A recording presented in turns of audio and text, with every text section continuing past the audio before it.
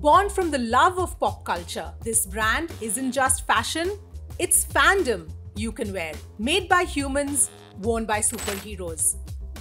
The bigger step was just deciding to quit our jobs. Okay. And he saw someone with a tattoo that looked familiar and it looked vaguely like one of our designs. And then he quickly went on the website and he said it was the exact same design. Two fans of, I don't know, could be Harry Potter, could be some other license, actually met in the comment section of one of our posts, got talking, got married.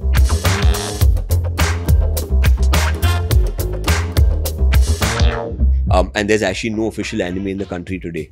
Everything that you see is counterfeit. I think our moat is our 8+ million hardcore loyal customers that have been with us for the last 12 years.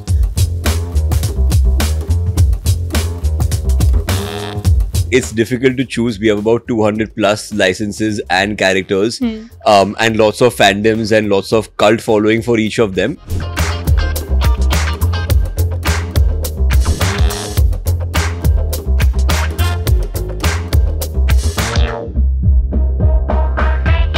How do you turn a passion for pop culture into a powerful brand? Joining me today is Harsh Lal, founder of Soul Store. Harsh, thank you so much for joining us and welcome to Startup to Scale Up. Thank you so much. It's great to be here. Absolutely, and I love this store. Tell me one thing, why Harry Potter? Of all the themes that you could have chosen, don't get me wrong, I love Harry Potter, but why did you choose Harry Potter? Because a lot of other people do as well. So I think it's difficult to choose. We have about 200+ licenses and characters and lots of fandoms and lots of cult following for each of them. But I think Harry Potter is one of those OG nostalgic characters that you grew up with. You know, you read the books as children, you watched the movies growing up in college. And then you get to sort of relive your fandom with the merchandise. So it's one of those special IPs for us. And the space sort of just seemed to fit perfectly well. Yeah. So does each store have a specific theme or do you pick and choose? So interesting question. I think our first set of stores were in Bombay where the rents are extremely high. So with limited space, you're focusing on selling and maximizing your sales per square feet. We're now moving to much larger stores, on an average about 2,500-3,000 square feet, and some are as big as 5,000-6,000 as well. One of the advantages of doing bigger stores is you can actually obviously focus on having multiple characters and multiple themes. So we would have superhero themes, you'll have Harry Potter and a few more. We have a few Friends sections. We have something very interesting with Netflix in the pipeline as well. So depending on the space, we try having a couple of different theme sections in our larger stores. Okay. So let's rewind and go back to the beginning of this journey. I know there are four co-founders who came together and decided this is what you wanted to do. But tell me about that moment or that process. How did you come together? How did you decide that this is what we need to do? So to be very honest, I think what we're doing today versus what we thought 12, 13 years ago are absolutely poles apart. We never thought we'd ever have an offline store. So the fact that we're sitting here itself is something which was not part of the plan. I think the one thing we had in common, honestly, was that we didn't like our jobs. Three of them were in finance. That's where they sort of met, chatted in their office canteen about how this is not how life is supposed to shape up. I did law, so I was working with a company's legal team. Absolutely didn't like that as well. So we thought of doing something fun that we would enjoy. And with the very limited savings that we had, starting a website and sort of investing in a cupboard of t-shirts seemed to be the easiest, cheapest and most fun option. So honestly, that's where it started from. And most things that have happened since then have sort of been water finding its way. Right. So when you say investing in a couple of t-shirts, what exactly do you mean by that? What was that first step?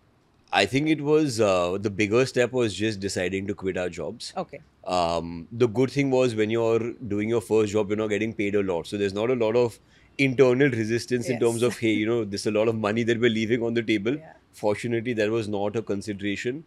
We got our first website made by one of our friends. That's the advantage of having engineering co-founders. They always know someone to do things for cheap. And we literally just went about talking to a bunch of vendors in Bombay, got a cupboard full of t-shirts with funny lines, which our friends thought were hilarious. So we decided to go ahead. And that's pretty much how our journey began, with a very sort of small setup.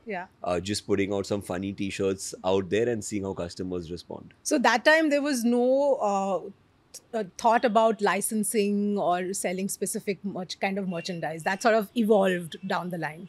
So we always wanted to do it. I think one of the reasons we decided the Soul Store was because, sorry, we're pop culture fans ourselves. So we always wanted really cool superhero t-shirts, cartoon t-shirts, Harry Potter and stuff. And there weren't options, right? We're sitting at a Kolaba store. Just outside our store, Yeah. you will see tons of people selling fake Yes. merchandise. Yes. Now, unfortunately, your options were one of those fake merchandise out there, or buying something extremely expensive from outside the country, right? If you were traveling or if your cousins Yeah. were coming. Yeah. So that was the idea behind starting the Soul Store. Can we give people really cool, great designs at a price that doesn't pinch their pocket?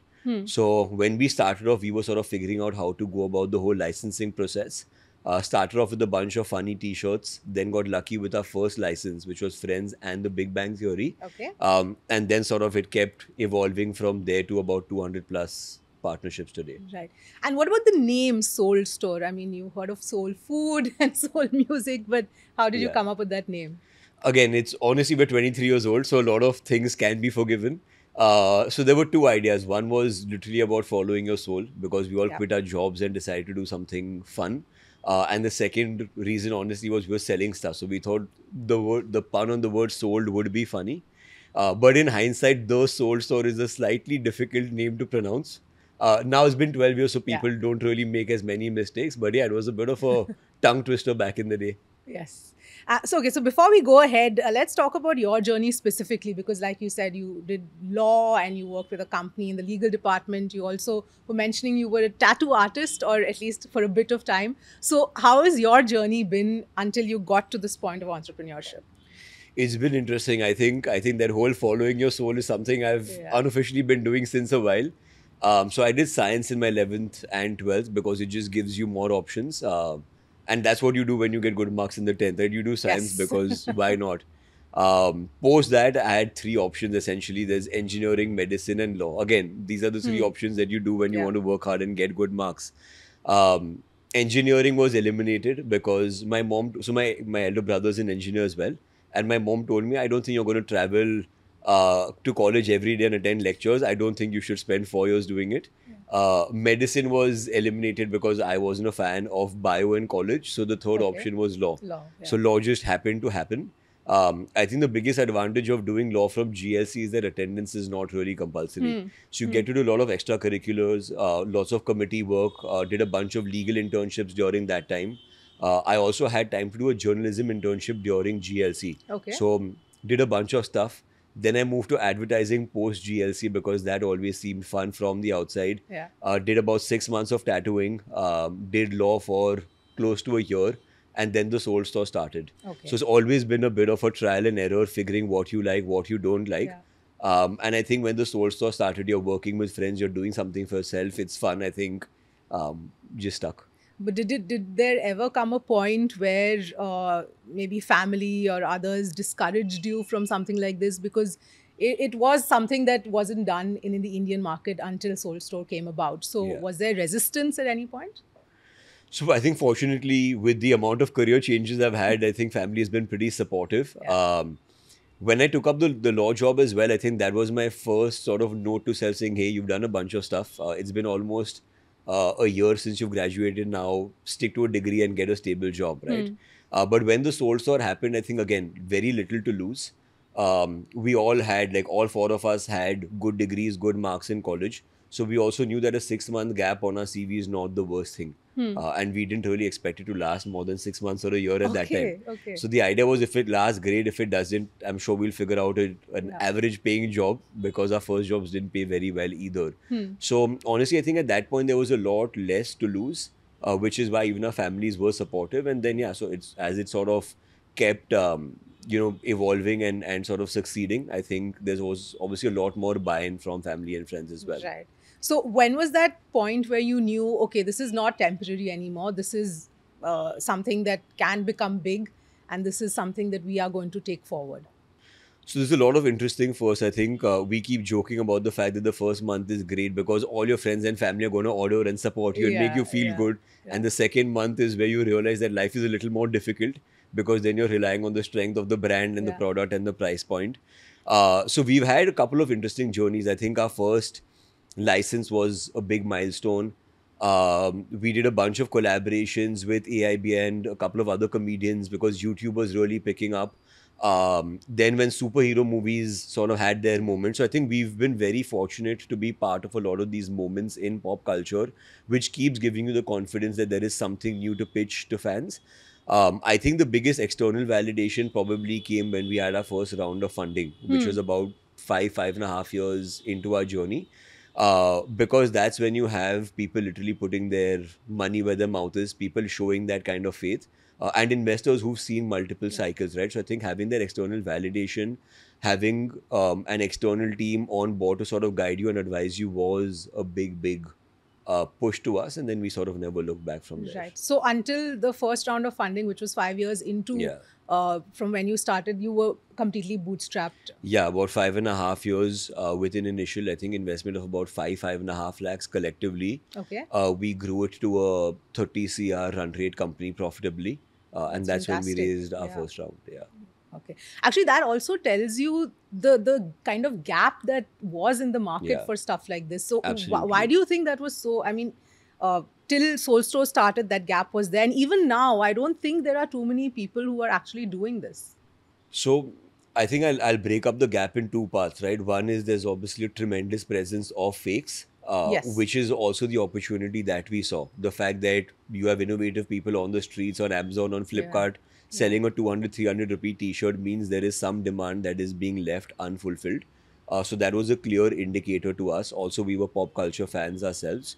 What also happens is, let's assume that you do have 30, 40, $50 to spend for a t-shirt, right? And you're traveling abroad or someone, friends, family are coming and they give Yeah. you their product. I think most brands, not just in India, but even outside, sort of treat pop culture more like a copy-paste job. Yes. What essentially happens is, say you and I have the Harry Potter license, right? We have access to the same style guides, Yes. the same content libraries, the same artwork. Now, most brands will take a Harry Potter logo or a Gryffindor logo, Yeah. simply stick it on a Stick it, t-shirt and yes. sell it because that's the easy, lazy, simple thing to do. Yeah. It also gets approved a lot faster. When you want to create something that's different, that's unique, you're sort of merging different artworks, adding lines. We focus a lot more on the customer, right? If I'm a Harry Potter fan, what would I love to wear?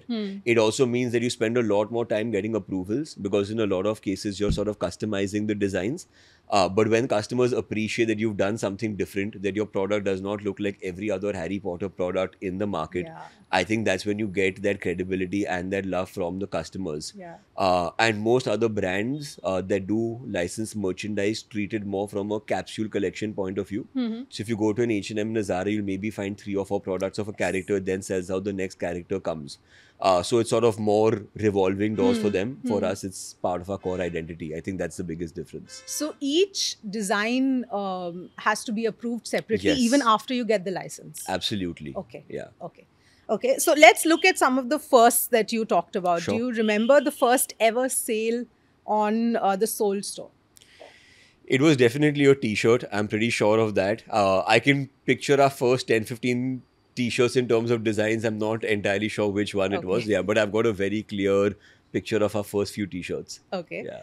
What about the first fundraising pitch? How did that go and how did it turn out? The first pitch. The first pitch, we were novices. Yeah, I think the advantage was 3 of my co-founders are engineers who then moved to finance. Yeah. And fortunately, their job involved making models for other companies. So I think our first pitch went slightly better than most other people's first.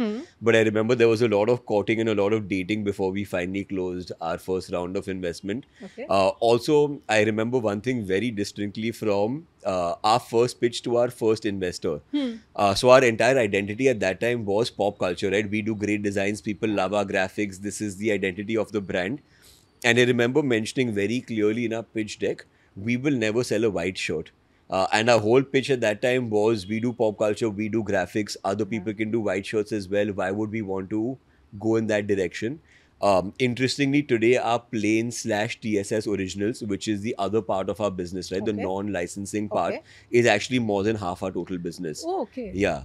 And what we've realized is that licensing is the great hook to get customers for the first time. Because if you've not heard of the Soul Store or you've not bought from us, you'll probably come for the Harry Potter or the Batman or Yes. the Naruto, either for yourself or to Yes. gift someone. But once you like the experience, you trust the quality, you find value for money, you actually stick around for the planes as well. And that's now over 50% of our business, which is a very, very encouraging sign. Yes. What about the first major rejection that really hit and stung? There have been lots. I think investors have rejected us, investment bankers have rejected us. You've had terrible months of sale, which means the country is rejecting you.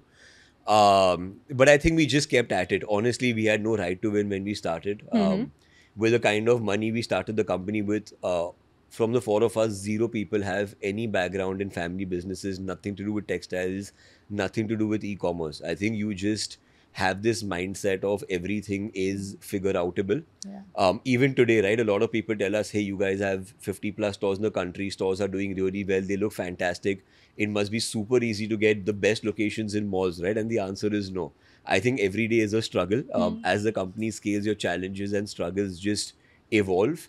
But that's what makes it fun. You just keep Yeah. pushing yourself till you figure it out. So I don't think rejections ever stung us. When you start off with the idea that you're going to have to grind it out and nothing's going to be handed on a platter, I think you're okay Becomes with it. easier. Yeah, it becomes easier. It becomes par for the course, so it's okay. Yeah.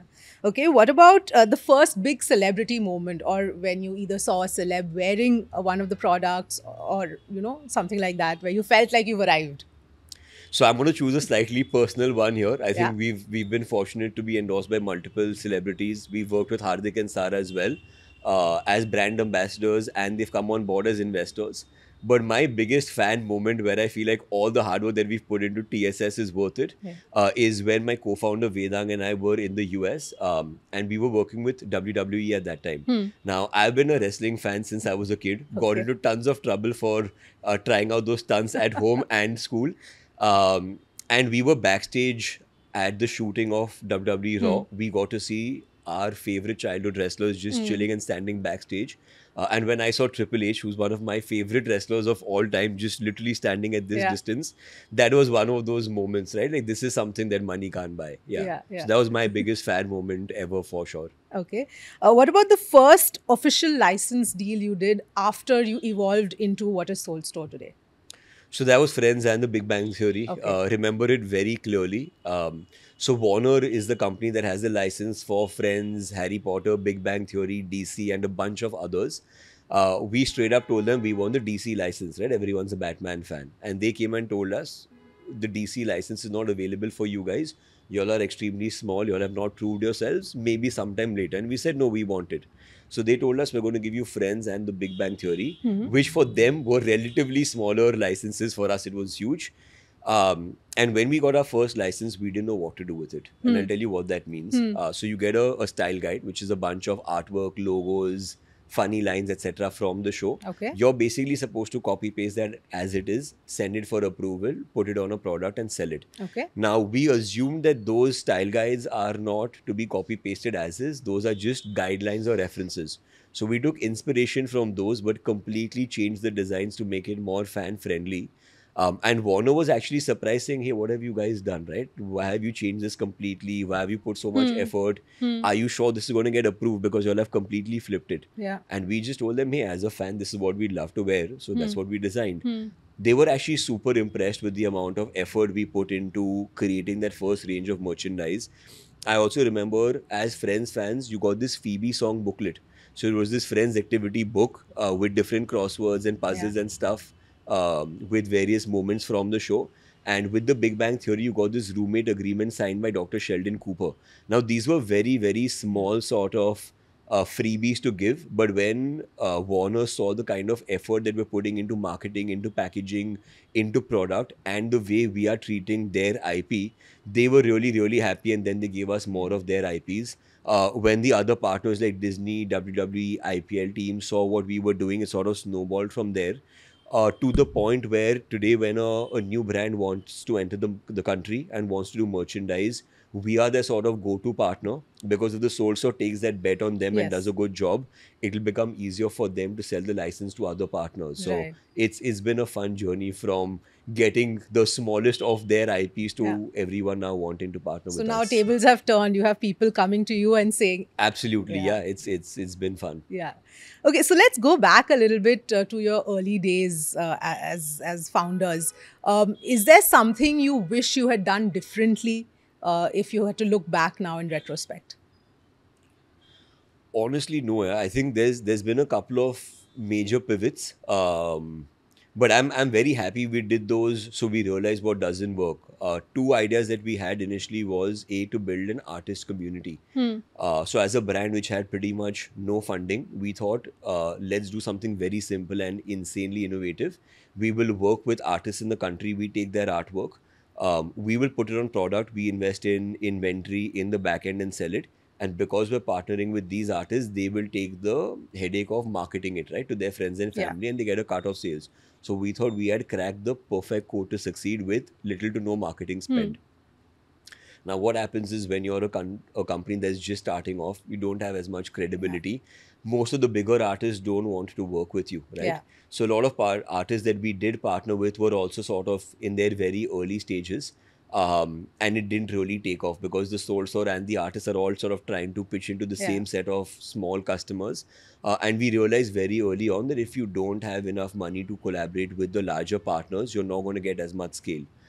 Another idea that we had very early on was to do school and college merchandise. It's huge outside the country. I think there's a lot more loyalty, there's a lot more pride when people wear their college t-shirts and Yeah. hoodies. And we realized that was a major gap in our country. But we also then realized why that gap was there. Most schools and colleges just aren't as excited about the idea, Yeah. right? So there's not as much buy-in from those people. The second is, unfortunately, there's not a lot of pride that most people have for most colleges in the country unless you've gone to an IIT or an IIM. Right. So we did speak to a bunch of schools and colleges. We did try kicking off the entire program, but very soon we realized that the traction just isn't there. And then it sort of moves on to working with comedians and YouTubers. Then it sort of moved on to licensing. So I think a lot of these things have found their way. Yeah. And everything that we've done till now has been an experiment that just sort of worked. So yeah, Right. no complaints. And what about the price point? How did you sort of figure out? Because, like you said, either somebody is coming from abroad and you're getting what you want at that price point, or then you have these 200, 300 rupee Yeah. kind of thing. So, how did you sort of find that sweet spot, get that this is the price point that will work for the Indian market? So one is, I think there was a huge gap, right? We had a pretty wide spectrum to play with, which is anywhere between say 2 to 300 rupees for a fake low quality Yeah. t-shirt to say 30, 40, $50 t-shirt. I think there was more than enough room. What we were very clear on when we started the organization is that we did not have money to burn on marketing or discounts. So we had to price our products in such a way that you're making money off your first order. Right. You can't afford to burn money acquiring someone as a customer and hope they come back 2, 3, 4 times to justify their total lifetime value to the company. So we've always experimented with pricing to ensure that your COGS, which is your cost of manufacturing, your marketing cost, and your overheads, all justify you making money on the first order. So we've always been very, very conscious as a brand of making sure we do that. But what we've also done very consistently over the years is continuously refocus on increasing and improving the quality of the product. Okay. So as the company has scaled and as our quantities have increased, our COGS as a percentage of sale has not dramatically reduced because we keep reinvesting that goodness that we get in improving the quality of the product. Right. And as long as the customers keep coming back and having a good experience and trusting the brand, that's actually an investment that we make in brand building as much as we make in the product itself. Okay. Okay. Let's do a quick rapid fire. Yeah. Describe the Soul Store in 3 words. I would choose a phrase that we love using. Okay. I think we are your fun, friendly neighborhood store. That's the Okay. vibe that we always want to go for. Okay. One character who could be your ideal brand ambassador. There's about 200 plus characters roaming through my mind. Your personal favorite. My personal favorite license was always WWE. I got into a lot of trouble for getting into fights in school, but I think it's one of those things that I never want to grow out of. So probably someone from the WWE. Okay, fine. Online sales versus offline stores. What's your pick or preference? Touchwood, both are doing extremely well for us. Online is obviously a larger percentage of sales today because online can cater to every single pin code in the country. Your stores will cater to a couple of kilometers around it.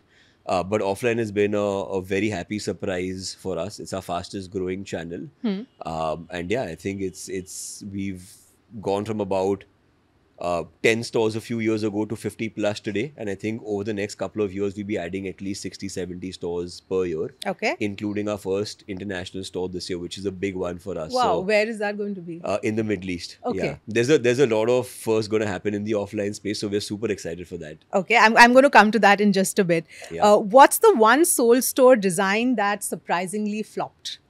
Or if there is one? There's tons. Okay. There's absolutely, I think more than designs, there have been some licenses which have not Worked out. worked out to our expectation. I'm again going to go back to WWE. Okay. We got it because I was a fan. Initially, we got a lot of traction. Then at a certain point, we sort of practically realized that this is not going to work out. But emotionally, I was pretty invested. So we tried stretching it for a few years and then realized that it's probably not working out. And I think a big learning we had at that time was that when you're creating a sort of company for fans and by fans, it's very easy to get emotionally carried away when you're personally invested in that character or that license. But at some point, you have to sort of take a step back and say that this business is not calls. working. Yeah, So it's not let's working. stop it. So it was a personal disappointment, but yeah, it was good while it lasted. Okay. What I mean, I know you're going to say WWE, so I'm going to say other than that, what Okay, is I'm going to say something else irrespective. what your all-time favorite drop from the brand? My all-time favorite T-shirt is actually from our first set of T-shirts. We have a lot of characters, so it's difficult to pick a favorite. Okay. One of our early T-shirts was this really, really nice green T-shirt. It's this stick figure, again, very, very badly designed, but it's a guy sitting on a chair throwing a paper plane into a dustbin. And it says, I pretend to work, they pretend to pay me. It's a hilarious design. Okay. And I think we're definitely going to relaunch it at some point in time. So I wish I still had that T-shirt, but I've worn it to death. Okay. One Indian web series you would love to make merch for? I prefer darker, gory stuff. Unfortunately, there's a bunch of those happening. So I think Patal Lok is fantastic. I think Mirzapur is brilliant. Very, very crazy, merchable dialogues. And we're actually actively talking to some of the Indian web series because there's a lot of really cool content being made in our country as well. Both movies and OTT. And we will be launching some of those as well on our platform soon. Okay. Lord of the Rings or Harry Potter? I've actually only read a couple of the Lord of the Rings books. I've not watched the movies, so I would have to choose Harry Potter. Okay. The craziest fan request for a custom Soul Store product that you've ever received? So we keep going through comments on our posts. There are a couple of comments of people asking us either to launch a specific design or a character or open a store in a specific city. And there are literally day 100s and day 150s and day 200s. So you have someone who's coming every single day for 4, 5, 6 months saying, please open a store here, please launch this product. And when we see that kind of love and excitement that someone has, right, it's very overwhelming and it's a very humbling feeling. The craziest fan moment I think we had was one of my co-founders was, I don't know, on a beach in the middle of nowhere. And he saw someone with a tattoo that looked familiar and it looked vaguely like one of our designs. And then he quickly went on the website and he said it was the exact same design. Oh, wow. So he just went up to the guy and said, hey, cool design, got talking. And when he told him he's the founder of the Soul Store, that guy lost it.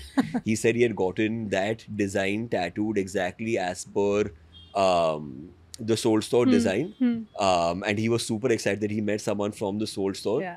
We had one more crazy story where 2 fans of, I don't know, could be Harry Potter, could be some other license, actually met in the comment section of one of our posts, got talking, got married, and we got a wedding invite to their marriage. So yeah, we've had a couple of pretty crazy fan stories. And I think when you sell pop culture and you sell memories, there's just a lot more emotion, nostalgia involved with the whole thing. So absolutely. Lots of fun ones. Yes. So going forward, you said that a lot of firsts coming up. Give us a sneak peek into what we can expect. Lots of first new cities in India. First international store this year that's going to launch. We're getting into a lot more categories, especially in the non-apparel space. So there's going to be a lot more on that front that you see. We're also, again, this is probably the first time we're putting it out publicly. Okay. We're also working on creating a few new brands within the Soul Store. They will have nothing to do with the Soul Store as far as design, language, or product is concerned. But we've got a very strong back end team of sourcing, of Yeah. marketing, of licensing, and designing. So we're figuring out ways to sort of use all of those ingredients in multiple different Yeah. directions. Yeah. So there's a couple of sub brands which are in Yeah, the in fact, that was making. going to be my next question because it's now such a well established brand. There's a Yeah. lot more expansion that can be done purely from a business point of view. Absolutely, yeah. Yeah. So it'll also be a good proof of concept to see if we can take those same ingredients and sort of create completely new brands Yeah. Yeah. for the customers. So, Harsh, in terms of your move into the West or globally, how do you see the market size there as compared to India? So there's a couple of big opportunities for us. The Middle East obviously is a stepping stone to a larger international expansion plan, and couple of reasons for that. One is much larger economies in the West, significantly higher purchasing power, similar dearth of pop culture brands. While there are a lot more brands doing licensed merchandise, I think with the kind of focus that we have on design, quality, and packaging, there are not too many competitors even internationally, which is a great opportunity for us. And I think most importantly, the pop culture customer base is a lot more evolved, right? They have decades and decades of Yeah. following these comics, these cartoons, and these movies. So there's just a much larger opportunity that's ripe for the taking. Right. In terms of the design aspect, how involved are you and the other co founders when it comes to designing each product? If you ask our designers, they will say too much. If you ask us, we will say not enough. So we have a very interesting way of how we do designs. I think first thing, spoiler alert, we're all in our mid 30s, so we are not our audience, right? Right. If we design products based on our preferences, the Soul Store would not look like what it does. Yes. We have a fantastic design team. Most of them are in their early to mid 20s, get pop culture, get what customers want. What we also do very differently is every week the design and the category, which is the buying team, actually sit and review the performance of all the products which have launched in the last week, right? So the designers are not just designers, they're actually thinking like a business team. They see what products have worked, what products have not worked. They also sit with the ads team to understand from a marketing perspective what is doing well, what is not doing well.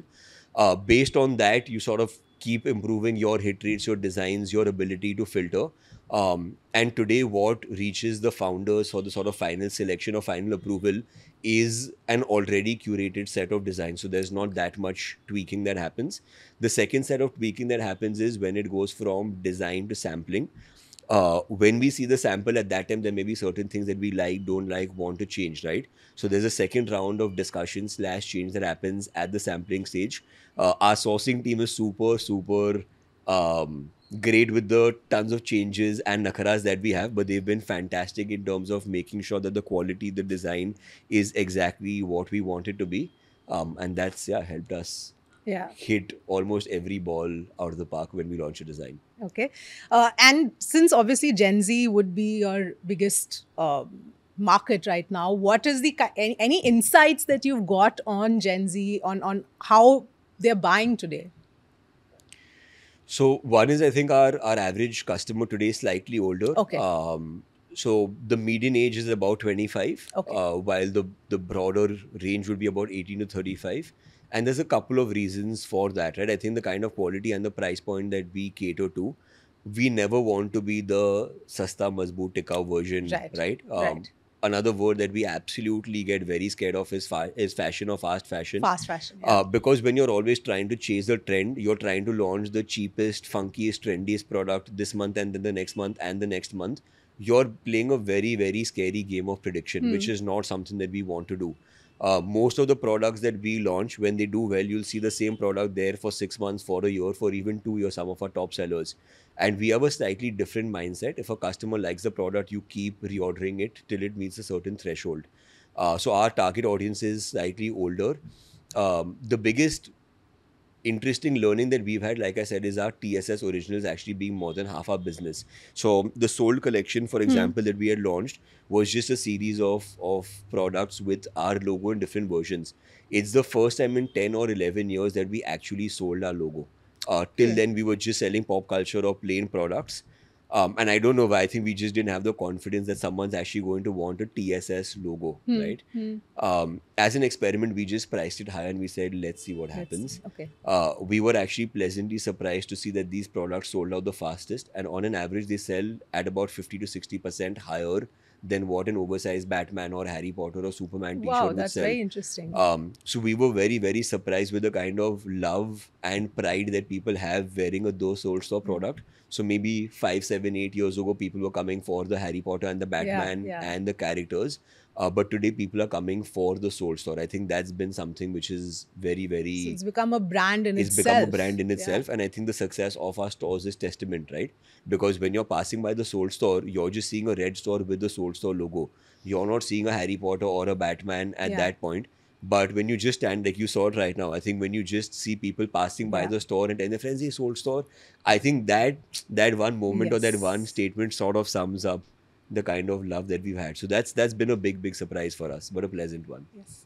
So talking about price points, when you spoke about collaborating with Indian series, whether it's Patal Lok or one of those, how do you have a difference in the price point when it comes to say a Batman or Harry Potter versus an Indian web series kind of collab? Absolutely not. And I think Okay. there's two very clear reasons for that.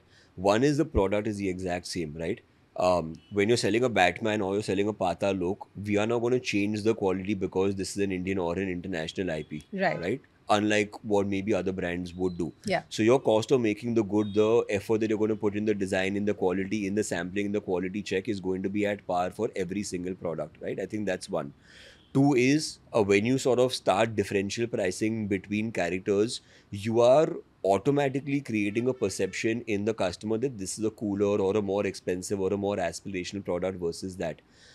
The moment you start differential pricing within the brand, within the category across characters, you're basically telling your customer that this Pata Lok is a cool t-shirt, but Batman is cooler. And when you're sort of creating that, because your pricing creates perception, right? If I Yes. price this for 5,000 and I say it's only available for 5,000, I've created that perception. Yes. It's what brands are. You're paying for the logo, you're not paying for the quality. So we are very, very clear that for us, all partners are equal, in terms of the effort, in terms of the quality. And for us, every collaboration is equally meaningful and equally exciting. Yeah. But in terms of the demand, is there a difference in demand? I'm assuming there would be Yeah, between, say, both, whether it's like sort correct. of Batman or a Patal Lok, for Yeah. example. So what we would do for different IPs with different levels of demand, I think first is the initial set of products that you launch. Whether you launch say 5, 6, 7 products or 10, 15, 20 products, that would vary. The second would be the number of categories that you do. And the third would be the sort of first order quantities. Maybe for certain characters or shows where you're not completely certain of the demand, you would start off with a smaller first quantity, and then depending on the performance, you sort of reorder accordingly. So those strategic calls would be taken. But yeah, the quality, the design, the marketing, and the packaging, for us, everything is the most important thing in the world. What's been the highest selling, what do I call it, segment or fandom merch that you've seen? So we've actually seen, I think it's an interesting evolution, honestly.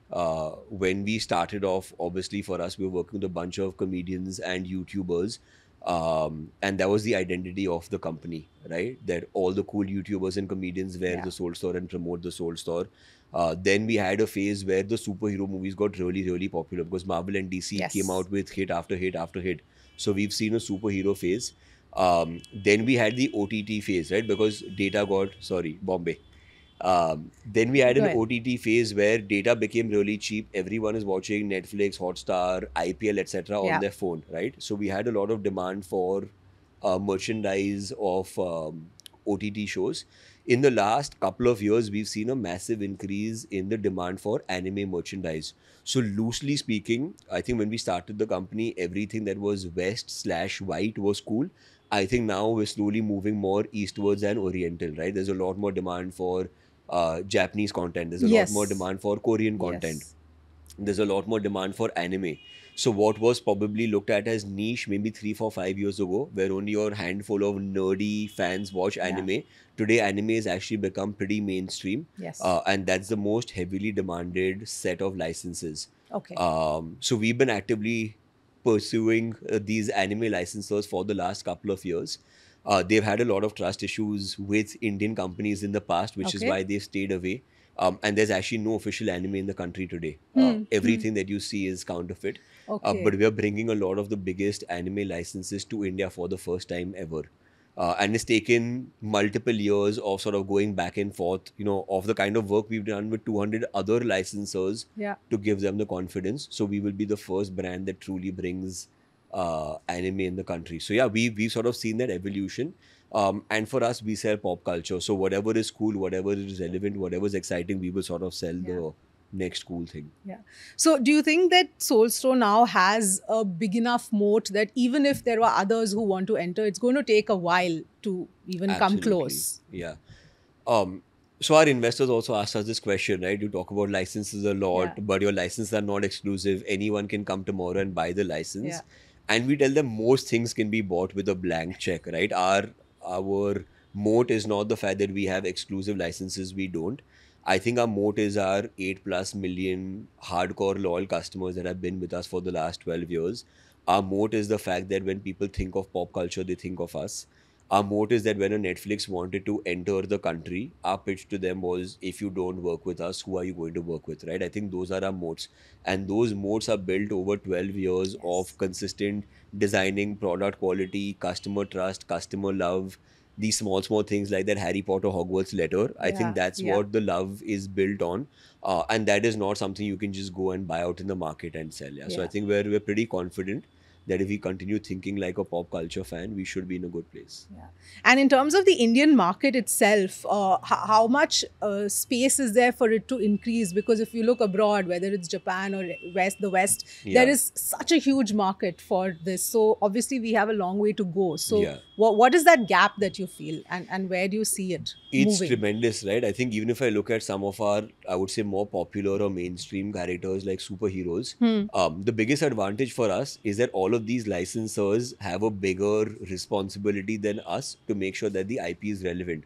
So if I am the owner of the Batman IP, right, Yeah. I have to make sure that I'm continuously launching new content, I'm launching new movies to make sure that the character is relevant. I'm regularly launching new style guides, right? I can't keep selling a plain black t-shirt with a yellow Yeah. logo. Yeah. So when we work with these IP owners, they are as invested as us to make sure that the character is relevant. There is enough artwork for the customers to keep coming back and buying it, and they are launching enough of new content for the characters to stay cool. And that's been our biggest advantage, right? So even with Harry Potter, obviously, you had 7 books and 7 movies worth Yeah. of content. There's a lot of spin-offs that are happening as Yes. well. Yes. You then have different moments, reunions, etc. So there's always some event, some moment, some landmark to celebrate, and that helps us continuously stay relevant with our IPs. Okay. And finally, Harsh, anything more that you can tell us about the new sub-brands that you're bringing in, since it's the first time you're talking about it? I Let think me push you. anything more, and I'm going to get questioned because we're very clear, when we launched or when we're going to launch these sub brands, that we don't want any of the legacy or the baggage of the Soulstore, right? Okay. So we actually don't want customers to know that brand ABC has anything to do with the Soulstore. And in fact, the reason we're launching some of these sub brands is there are advantages and disadvantages of the Soulstore in terms of the pricing, in terms of the quality, in terms of the perception customers have when I'm selling under the name of the Soulstore. So, for example, if I had to sell this exact plain black T-shirt without the logo, with the Soulstore logo inside, Yeah. irrespective of how good the quality is, I could probably not sell it for $5,000 because there's a certain pricing and a certain benchmark, right? But when you're creating a new brand, you're creating a new identity, a new packaging, a new perception, it gives you a lot more flexibility to play at a lower or a higher end of the spectrum because that's the perception that you're putting out from day one. The advantage of creating sub brands for us today is that the entire back end machine is sorted, right? From design to sourcing, to marketing, to licensing, to customer care, to finance, to operations. So we want to essentially use all of that muscle that we've built and test ourselves and see whether we can launch different products at different price points under a completely different brand name. Okay. So I think that's the direction we want to go in. And if that does work out, that actually gives us a much larger playing field because then you pretty much every category or price point is up for the taking. So I can't tell you too much today. It's broadly going to be in the apparel space, Okay. but everything else is going to be completely different from the Soul Store. Okay. Any kind of timelines? Yeah, last quarter this year. This year. Okay. Yeah. 10 years down the line, what Wow. is Soul Store going to look like? I hope I don't have an answer, because if I can predict that Yeah. this is what the Soul Store looks like 10 years down the line, my imagination is going to work incrementally and not exponentially, right? So, like I said, when we started, I think stores, licenses, international, all would have seemed to be what a stupid idea. Who's going to do this? Obviously, doesn't make sense, right? I don't know. Maybe international could be a much bigger part of our business. I don't know. Maybe the four co-founders are split across countries or geographies. We all love coffee. We always wanted to start our own in-house coffee or have our own cafe, right? That's a bit of a Yes, passion that would be project. amazing. Yeah. We're also the home of pop culture. So at some point, we also want to have our own Comic Con, right? You have a couple of Yes. fun, happiness events curated by the Soul Store. So I think there's a lot of different directions we can go in. But I hope I don't know what the company looks like 10 years down the line. Otherwise, it means we haven't experimented enough. Okay. All right. On that note, Harsh, pleasure talking to you. Thank you so much for Thank joining you so us. much. It was great being here. And yeah, sorry for the honking and the noise. Not but at all. yeah, That's Bombay. yeah, awesome.